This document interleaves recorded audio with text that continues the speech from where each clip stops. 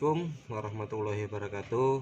Masih jumpa lagi dengan saya Sarjana Gagal di channel Sarjana Gagal. Inilah channel gagalnya Sarjana. Di sini bareng-bareng ya kita mencoba mengupas ataupun menganalisa sebuah laporan keuangan dari perusahaan, yang mana laporan yang kita gunakan itu ada laporan likuiditas, rasio likuiditas, rasio solvabilitas, dan juga rasio probabilitas. Kalau di analisa saya ini ada kekurangan ataupun kesalahan, tolong komentar untuk perbaikannya. Dan jangan lupa like dan subscribe channel Sarjana Gagal. Komentar ya di bawah ini ya untuk perbaikan ya. Oke teman-teman, sekarang kita coba menganalisa laporan keuangan di PTBA nih. PT Bukit Asam Tbk. Dia ini coba di laporan trimester awal tahun 2022 nih, trimester awal di tahun 2002 nih, trimester awal nih di tahun 2022 tanggal 31 bulan 3 2022. Nah coba kita analisa ya, itu udah ada hitungannya nih di samping nih, udah ada hitungannya. Coba kita koreksi bersama-sama benar atau tidaknya, kan seperti itu maksudnya. Analisa saya yang benar atau tidaknya kita koreksi bersama-sama. Dimana di sini ada ROA itu adalah rasio pengembalian aset, itu termasuk dari rasio profitabilitas. Apa sih rasio profitabilitas? Rasio profitabilitas adalah rasio metode perbandingan yang dipakai untuk mengetahui jumlah laba yang didapatkan dalam kurun waktu tertentu. Nah, di analisa rasio profitabilitas ini itu dapat menunjukkan tingkat efektivitas suatu perusahaan dengan mengacu pada satu hal, yaitu nilai rasio profitabilitas. Jika semakin tinggi maka perusahaan tersebut dalam kondisi baik, ya kan. Nah coba sekarang kita lihat di ROA-nya untuk perusahaan batubara ini. Nah di sini ROA itu rumusnya adalah laba bersih dibagi total aktiva ataupun total aset. Nah coba kita lihat laba bersihnya itu berapa. Nah jumlah aset nih, jumlah aset atau total aktiva itu 38989683. Nah ya kan, sama toh. Nah, sama. Sekarang laba bersihnya inilah jumlah laba rugi atau laba bersihnya, jumlah laba rugi dari operasi yang jumlah laba rugi ini kan, jumlah laba rugi sebelum pajak. Nah ini setelah pajak, ini jumlah laba rugi atau laba bersih 2.306.39. kalau dibagikan hasilnya dikali persentase. Jadi rumusnya adalah laba bersih dibagi total aktiva dikali 100%, hasilnya 6%. Nah 6% berarti artinya 6% tinggi juga ya. Nah tadi penjelasannya adalah jika nilai rasio profitabilitas semakin tinggi maka perusahaan tersebut dalam kondisi baik. Nah jadi total asetnya nih itu menghasilkan laba itu sekitar 6%. Nah jadi total asetnya ini dikelola, digunakan, itu mendapat hasil bersih atau menghasilkan keuntungan itu 6%. Jadi lumayan bagus lah, sungguh bagus itu, bagus banget. Nah sekarang kita coba melihat di rasio pengembalian ekuitas ataupun ROE. ROE itu adalah laba bersih ya toh, laba bersih dibagi modal sendiri atau saham. Jadi kan saham atau modal sendiri. Jadi dari nilai total saham atau nilai modal sendiri tadi itu, kalau untuk menghasilkan laba itu berapa persen. Nah, di sini kita ada modal sendiri atau saham, ataupun ekuitas. Mana ekuitas? Modal sendiri atau saham atau ekuitas? Kita coba cari nilai ekuitasnya berapa. Ekuitas. Nah, ini. Nah, nilai ekuitasnya saham biasa. Nah, ini kan. Nah, kita jumlahkan set kepentingan jumlah liabilitas dan ekuitas itu 38. Nah, jumlah ekuitasnya kan 26 nih. Nah, jumlah ekuitasnya 26, sedangkan laba bersihnya itu tadi berapa? Ini oh iya udah ada ya. Nah, ini kita kalikan laba bersih dibagi modal sendiri dikali 100%, hasilnya adalah 9%. Mantap juga berarti.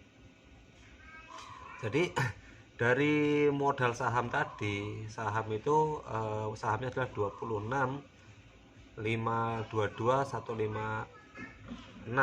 Itu bukan rupiah ya, bukan 26 juta ya, tapi dia punya hitungannya sendiri. Itu tadi hitungannya itu satuannya itu adalah jutaan. Nah, berarti kalau bukan 2 juta tapi satu nilai ini dikalikan jutaan. Itu modal sendirinya tadi itu ada dibagi sama laba bersih dikali 100% hasilnya 9%. Tinggi banget. Tinggi banget. Memang jos ini perusahaan Bukit Asam ini memang jos ini. Nah, sedikit itulah tadi kalau kita menganalisa dari profitabilitas. Sekarang kita coba ke rasio, namanya rasio apa ini? Rasio lancar, itu termasuk dalam rasio likuiditas. Rasio likuiditas itu digunakan ataupun analisa laporan keuangan yang berguna untuk membantu mengantisipasi kondisi di masa depan. Karena apa? Likuiditas kan pencairan toh, dana likuid itu ataupun seberapa sih likuidnya perusahaan dalam memenuhi kewajiban atau membayar hutangnya di jangka pendek seandainya terjadi kebangkrutan atau kegagalan usaha. Nah, di sini kita mencoba menganalisinya dengan rasio lancar, atau current rasio. Rasio lancar itu ada yang namanya aktiva lancar, rumusnya dibagi hutang lancar. Nah, aktiva lancarnya berapa sih? Kita lihat. Aktiva lancar tadi jumlahnya jutaan ya, bukan lagi rupiah biasa. Udah kelas lumayan, udah kelas tinggi lah, udah jutaan, satu nilai dikali jutaan olehnya kok. Rasio lancarnya saya menemukan ini 20,946 persediaan lancar. Rasio aktiva lancar, mana aset lancar. Nah, ini aset lancar nih ya, aset lancarnya nih dibagi hutang lancar. Dibagi hutang lancar, hutang lancarnya liability. Mana liability? Aset tidak lancar, liability, dan nih liabilitas nih, liabilitas jangka pendek nih. Nah, liabilitas lancar itu jangka pendek. Nah, ini jangka panjang, utang pajak, liabilitas imbalan pasca. Ini kan saya menemukan mana tadi? Nah, ini hutang lancarnya 7. Di sini mana ini? Nih, jumlah liabilitas jangka pendek nih. Nah, atau hutang lancarnya. Liabilitas itu sama dengan hutang ya. Nah, itu ini kita bagikan. Nah, setelah dibagi hasilnya adalah 3. Nah, maksudnya mana? Nah, kalau semakin tinggi nilai rasionya, ya toh, rasionya ini makin tinggi. Mana tadi? Oh, nih. Nilai rasionya makin tinggi, maka akan semakin lancar pula perusahaan tersebut melakukan pembayaran beban jangka pendek mereka. Jadi maksudnya gimana? Maksudnya mempunyai aktiva atau segini asetnya itu adalah 29 sekian. Jika terjadi kegagalan untuk membayar hutang lancar atau hutang cepat, itu hutang lancarnya ini. Jadi asetnya ini kalau untuk membayar hutang ini cukup, karena apa? Hutang ini adalah 1/3 dari nilai asetnya. Jadi lumayan bagus pengelolaannya untuk di rasio lancarnya untuk perusahaan batubara ini atau Bukit Asam. Sekarang di rasio cepat. Rasio cepat itu apa? Rasio cepat adalah rasio yang menunjukkan kemampuan perusahaan dalam memenuhi kewajiban jangka pendeknya dengan aktiva lancar tanpa melakukan perhitungan pada persediaan atau inventory. Jadi gini, namanya rasio cepat, rasio lancar itu kan ada aktiva lancar. Nah, persediaan itu kan atau barang di gudang itu kan namanya juga tetap aset kan.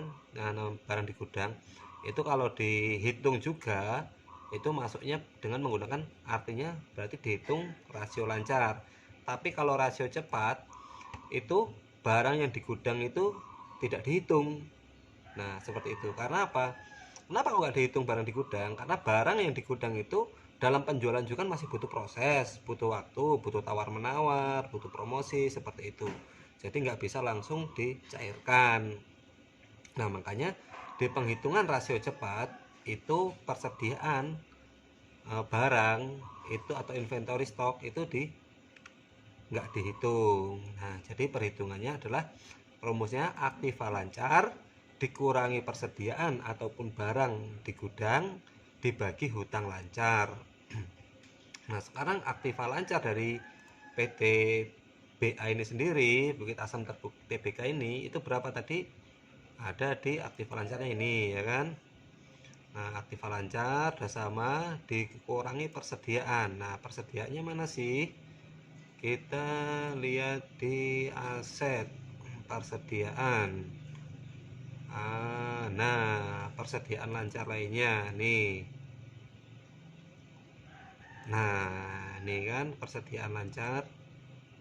Nah, ini persediaan dikurangi persediaan, jadi dibagi hutang lancar. Hutang lancarnya sama, masih sama ya, itu hasilnya juga 3. Jadi persediaan tadi itu persediaannya kan cuma sedikit nih, jadi nggak begitu berpengaruh untuk dibagikan. Sebenarnya kalau kita bagikan, kalau kita nggak pakai persentase, itu hasilnya tuh kalau pakai persentase, nah 250%, tapi kita nggak pakai persentase ya, nggak dibagikan persen, dia jadinya biasa aja dia. Nah, 3. Jadi tetap aja walaupun dikurangi oleh persediaan lancar, itu jumlah aktiva lancarnya tadi atau asetnya itu untuk membayar hutang itu cukup untuk memenuhi, karena hutangnya itu hanya 1/3 dari aktiva lancar ataupun aset lancarnya. Nah, sekarang kita beranjak ke bawahnya, ini ada namanya rasio kas. Nah, rasio kas ini digunakan untuk apa? Atau apa sih rasio kas itu? Rasio kas ini digunakan untuk mengukur kemampuan uang kas perusahaan yang tersedia untuk membayar hutang-hutangnya jangka pendek atau kewajibannya jangka pendek. Nah, rumusnya apa? Rumusnya kas ditambah setara kas dibagi hutang lancar. Nah, sekarang kita lihat kasnya berapa? Ekuitas. Nah, ini kas dan setara kas ada 6 105 723. Mana? 6 105 723 nih. Ini aset lancarnya, kasnya, kas lancar. Kas atau setara kas kan, kok kas lancar. Nah, itu dibagi dengan hutang lancar. Hutang lancarnya berapa? Nih, sama hutang lancarnya masih.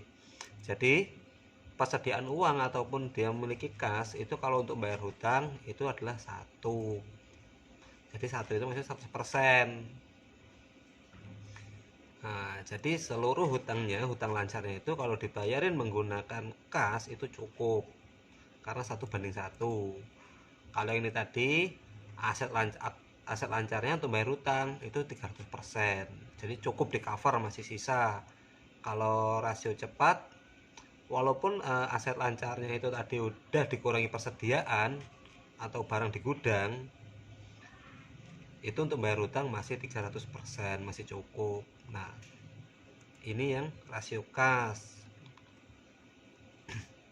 Jadi dari melihat dua analisa ini aja udah sedikit kelihatan bagus ya perusahaan itu. Udah bagus lah, memang perusahaan ini memang perusahaan bagus. Jadi sekarang kita masuk ke kategori ini ke rasio solvabilitas. Nah, rasio solvabilitas itu ada dar itu apa? Dar itu bukan Daryanto ya, atau Daryadi. Aduh, gimana ini analisanya belepotan ini. Dar itu debt asset of ratio ataupun rasio hutang terhadap aset. Nah, jadi namanya perusahaan itu tetap memiliki hutang toh, dan juga punya aset. Jadi dia masuk ke rasio dar sama dar ini masuk ke rasio analisa rasio solvabilitas, atau juga yang disebut dengan leverage ratio, yang merupakan suatu rasio yang digunakan untuk menilai atau menghitung kemampuan sebuah perusahaan dalam membayar kewajiban yang dimilikinya. Apa sih kewajibannya? Ya banyak, namanya perusahaan ada kewajiban membayar hutang, terus kewajiban dibagikan kepada pemilik saham. Nah, seperti itu, banyak kewajiban-kewajibannya, seperti pajak juga termasuk dalam kewajiban ataupun hutangnya. Nah, di sini ada DAR, debt asset of ratio, rasio hutang terhadap aset. Rasio hutang terhadap aset ini itu untuk menilai seberapa besar suatu perusahaan menggunakan hutang untuk membiayai aset yang dimilikinya, dengan cara membandingkan total hutangnya dengan total aset yang dimilikinya.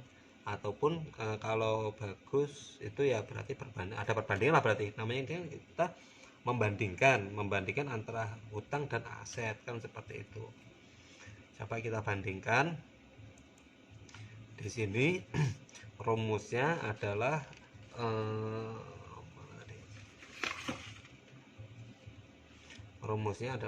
total hutang dibagi total aktiva. Total hutang dibagi total aktiva itu adalah total hutangnya tadi berapa nih, 12.467 total hutang.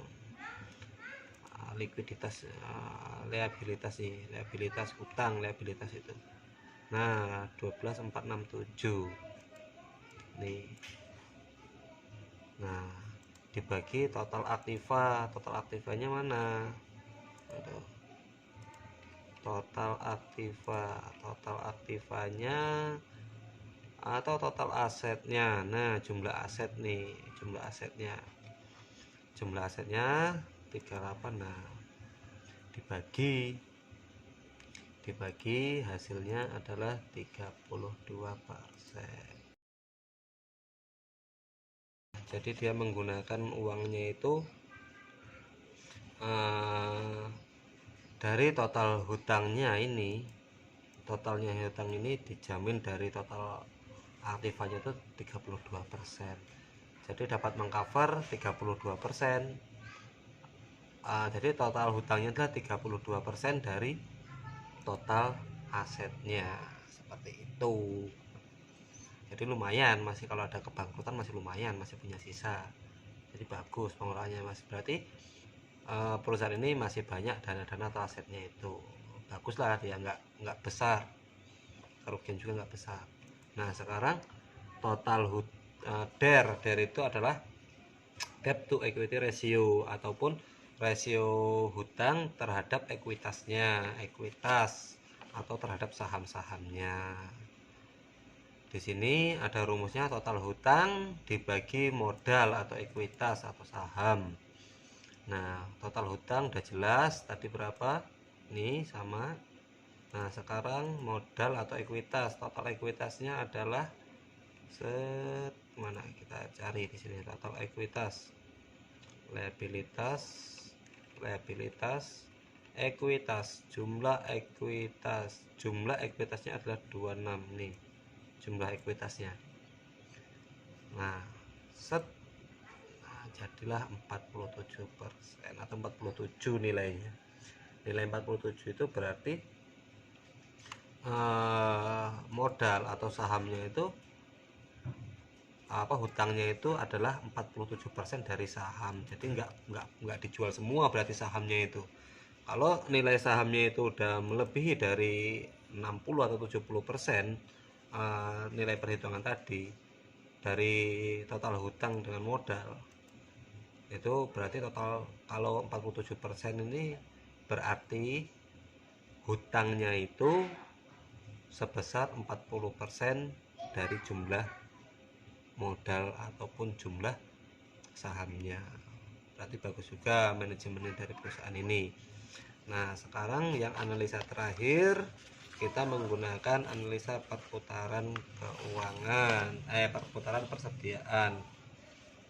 Perputaran persediaan ini dia masuk ke dalam rasio aktivitas.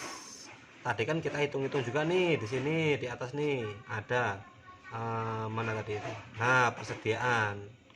Nah, sekarang persediaannya itu dengan penjualnya perbandingannya berapa. Jadi seberapa efektivitasnya sih modal itu untuk membuat suatu barang lagi atau memproduksi suatu barang lagi. Nah, di sini rasio aktivitas adalah suatu rasio yang membandingkan antara tingkat penjualan dan investasi pada semua aktivitas yang dimiliki oleh perusahaan. Nah, ini juga rasio persediaan ini menunjukkan berapa hari atau berapa lama perputaran modal untuk membuat suatu produk lagi atau persediaan barang lagi. Di sini rumusnya adalah penjualan dibagi persediaan. Nilai total penjualan dibagi nilai total persediaan. Nah, di sini ada, coba kita lihat nilai penjualan. Mana tadi, ini ekuitas, penjualan dan pendapatan usaha. Nah, ini kan penjualan dan pendapatan usaha. Berapa? 8205116. Nah, ini. Nah, sekarang jumlah persediaannya berapa? Tadi di atas tadi di aset. Karena persediaan termasuk juga dengan aset. Mana aset persediaan? Nah, ini. Nah, penjualannya 800% dari persediaan, berarti cepat juga perputarannya. Kan gitu, 800%, 810%. Ataupun ibarat kata persediaannya perputarannya lebih cepat ya. Dalam satu periode ini tadi sampai 31 Maret ini ya toh, itu dia tuh 8 kali memproduksi atau ada 8 kali penjualan dari modalnya ini, dari setiap pembuatan produk ini itu ada 8 kali. Jadi perputaran produksinya itu cepat juga ya, lumayan 8 kali dalam 3 bulan, berarti per bulan itu ada 2 kali kurang lebihnya. Jadi kalau dianalisa dari seperti ini, perusahaan ini lumayan bagus juga, bukan lumayan bagus, termasuk perusahaan bonafit lah, perusahaan bagus. Nah, disinilah akhirnya teman-teman semua, setelah menganalisa seperti ini, kira-kira seberapa penting kita menganalisanya untuk menentukan kapan kita bermain saham di situ, atau seberapa sehatnya si perusahaan ini. Seperti itu. Ya, segitulah tadi analisa dari saya. Kita sama-sama belajar. Kalau ada salah-salah kata ataupun salah-salah ucapan dalam menganalisa ini, ataupun salah perhitungan ataupun salah pemahaman, mohon maaf, mohon perbaikannya di link komentar di bawah ini. Nih link komentar. Jangan lupa komentar dan bagikan juga kepada teman-teman supaya teman-teman juga mau berkomentar di channel Sarjana Gagal. Cukup sekian dari saya. Assalamualaikum warahmatullahi wabarakatuh.